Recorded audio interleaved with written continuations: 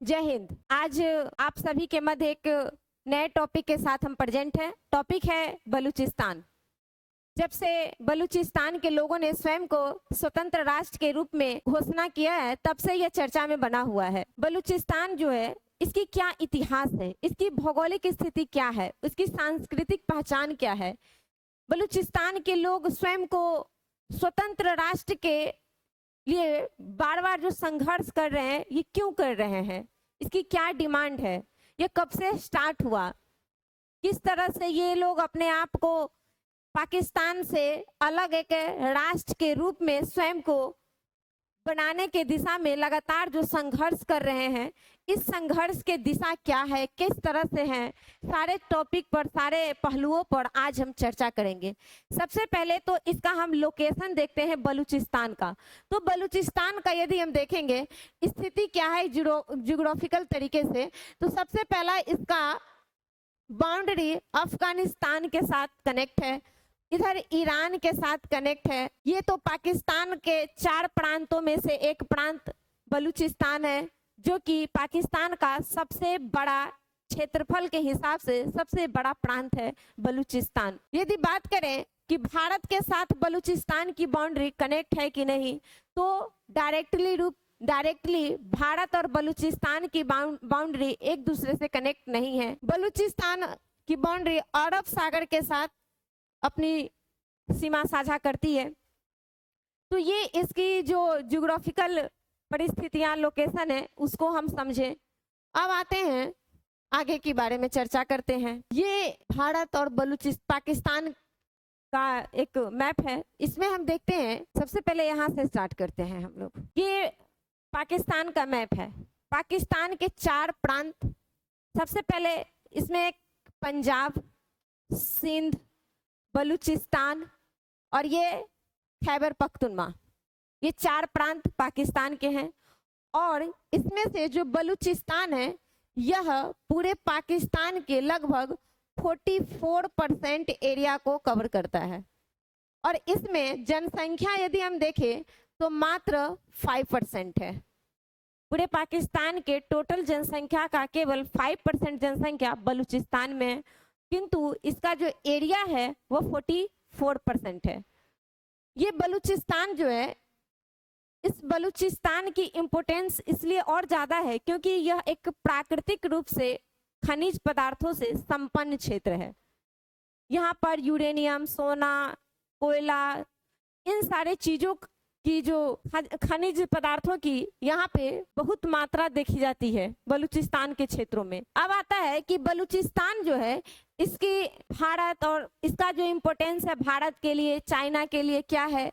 तो सबसे पहला एक इम्पोर्टेंट बात ये आता है कि यहाँ से CPEC China Pakistan economic corridor, ये जो चाइना का एक परियोजना है, इसमें एक यहाँ पे बलूचिस्तान के दक्षिणी हिस्सा में एक आता है ग्वादर बंदरगाह। ये ग्वादर बंदरगाह चाइना के लिए काफी ज्यादा इम्पोर्टेंट है, उसको दिया गया है इस बेल्ट, ये जो सीपीईसी परियोजना है उसके तहत इसको डेवलप किया जा रहा है, पाकिस्तानियों के द्वारा इसको दिया गया है।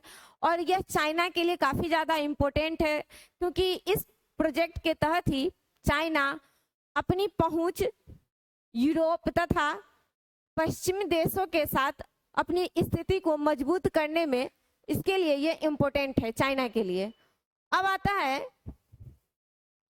कि इसकी जो ऐतिहासिक पहलू क्या है, ये बलूच है कौन, जो बार बार चर्चा में बना हुआ है। तो ये बलूच जो है, ये इसके बारे में कई कहानियां आती है निकल करके ये बलूच के बारे में। सबसे पहली कहानी अगर हम चर्चा करें तो ये कहा जाता है कि ये जो बलूच है, यह मूलतः अरब देशों के थे। अरब देश से इन क्षेत्रों में आकर के बसे हैं। उस समय जब अरब के क्षेत्रों में इस्लाम का प्रादुर्भाव हो रहा था। उसके बाद एक कहानी आती है कि ये आर्यों की ही एक शाखा है। तीसरी कहानी चर्चित है कि ये जो बलूच हैं, ये सीरिया से आए हुए हैं। तो ये अलग अलग एक कहानियां हैं कि बलूच के बारे में।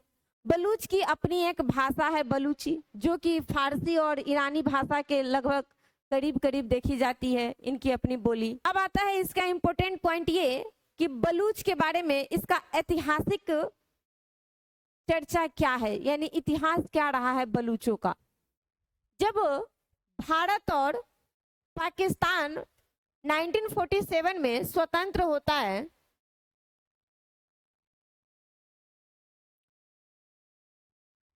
जब भारत और पाकिस्तान 1947 में स्वतंत्र राष्ट्र के रूप में उदय होता है, तो ये बलूचिस्तान जो है वह स्वयं को स्वतंत्र राष्ट्र के रूप में ही रखने का प्रयास करता है या घोषित करता है, कि वो बताता है कि हम भारत या फिर पाकिस्तान का हिस्सा नहीं है, हम स्वयं को स्वतंत्र राष्ट्र के रूप में बनाए रखेंगे और बनाए हुए हैं।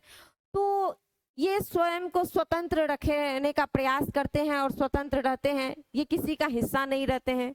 लेकिन बाद में चल करके लगभग 27 मार्च की ये घटना है, 27 मार्च 1948 को क्या होता है, 27 मार्च 1948 इस दिन एक घटना घटित होती है कि ये बलूचिस्तान जो है यह पाकिस्तान का हिस्सा बन जाता है, यानी कि बलूचिस्तान का विलय पाकिस्तान में कर दिया जाता है। जिसमें तो ये जो बलूचिस्तान है, इसका विलय कर दिया जाता है। इससे पहले इसकी अपनी एक ऐतिहासिक पहचान रही है, जिसमें कालात, हालांकि इसमें छोटे छोटे कई प्रांत थे छोटे छोटे, लेकिन इसमें सबसे प्रमुख और सबसे बड़े रियायत के रूप में जो रियायत था उसका नाम था कालात। और यही कालात आगे चल करके जब विलय होता है तो लगभग ये पाकिस्तान का हिस्सा बन जाता है। उसके बाद से इसमें एक नाम आता है मीर अहमद खान का। मीर अहमद, यही मीर अहमद खान ने बलूचिस्तान का विलय पाकिस्तान में कर देता है। कहा जाता है कि इस पर काफी दबाव डाला गया था, तब जाकर के इन्होंने विलय किया पाकिस्तान में। जिन्ना का काफी ज्यादा दबाव रहा है, कई सारी घटनाएं, कई सारे चर्चाएं निकल करके उसमें से आती है, कई विवादित मुद्दे भी आते हैं निकल करके। तो ये एक बात रहा कि यहाँ से जानकारी का कि मीर अहमद के द्वारा ही 27 मार्च 1948 को बलूचिस्तान का विलय पाकिस्तान में हो जाता है। तब से यह बलूचिस्तान पाकिस्तान का एक हिस्सा प्रांत के रूप में, यानी पाकिस्तान का हिस्सा हो जाता है। और यह अभी वर्तमान में भी पाकिस्तान का ही हिस्सा है। हालांकि इसको लेकर के एक ये बात आने लगी है कि क्या बलूचिस्तान स्वयं एक स्वतंत्र राष्ट्र हो गया है, क्योंकि यहाँ के जो अभी बीएलए हैं, यहाँ के जो एक संगठन है, जिन्होंने यानी कि इसके जो नेता थे मीर यार, इन्होंने 14 मई 2025 को स्वयं को स्वतंत्र राष्ट्र के रूप में घोषित किया और भारत को कहा, मतलब भारत से यह आग्रह किया, अनुरोध किया कि मुझे एक स्वतंत्र राष्ट्र के रूप में मान्यता प्रदान किया जाए। और भारत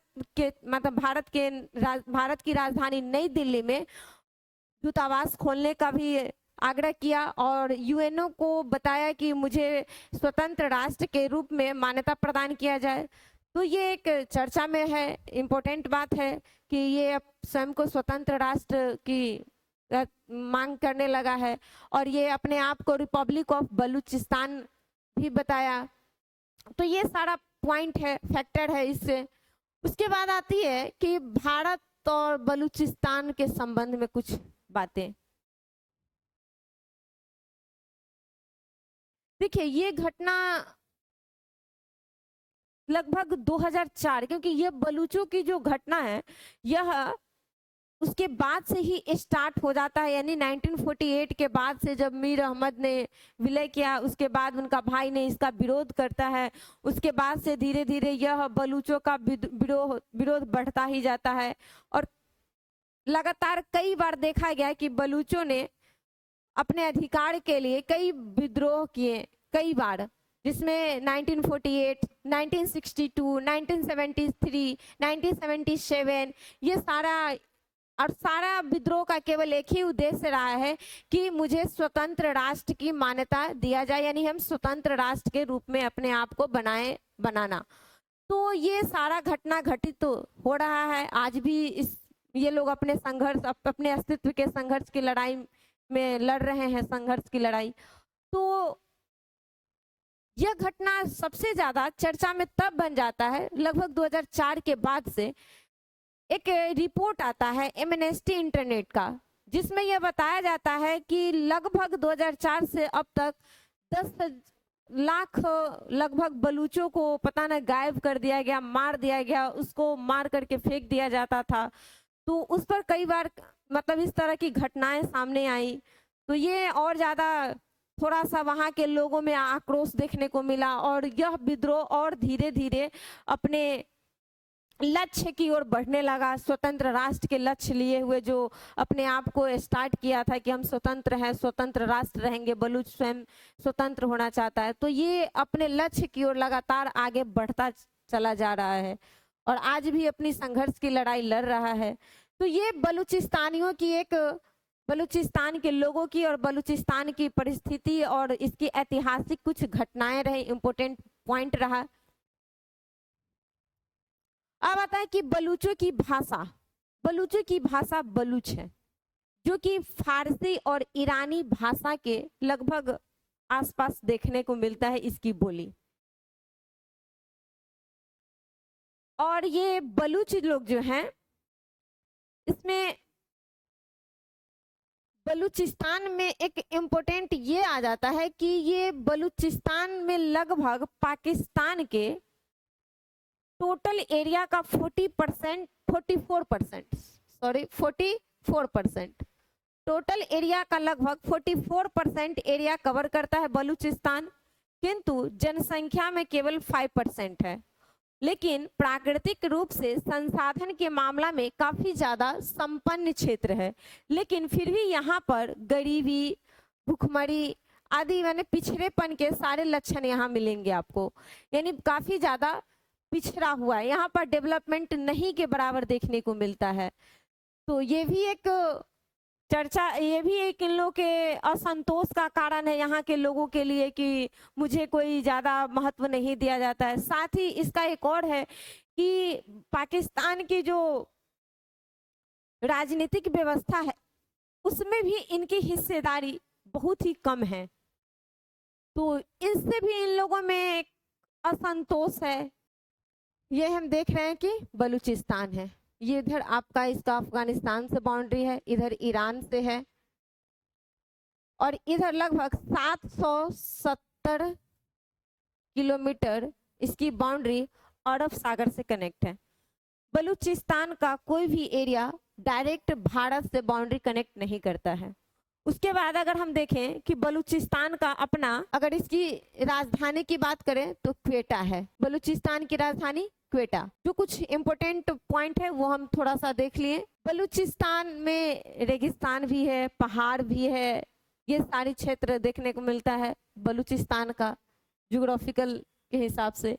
बलूचिस्तान की बाउंड्री सिंध और पंजाब प्रांत से कनेक्ट है, जो पाकिस्तान के दो प्रांत है, सिंध और पंजाब। तो ये सारा फैक्ट रहा आपको बलूचिस्तानियों से जुड़ा हुआ और बलूचिस्तान से।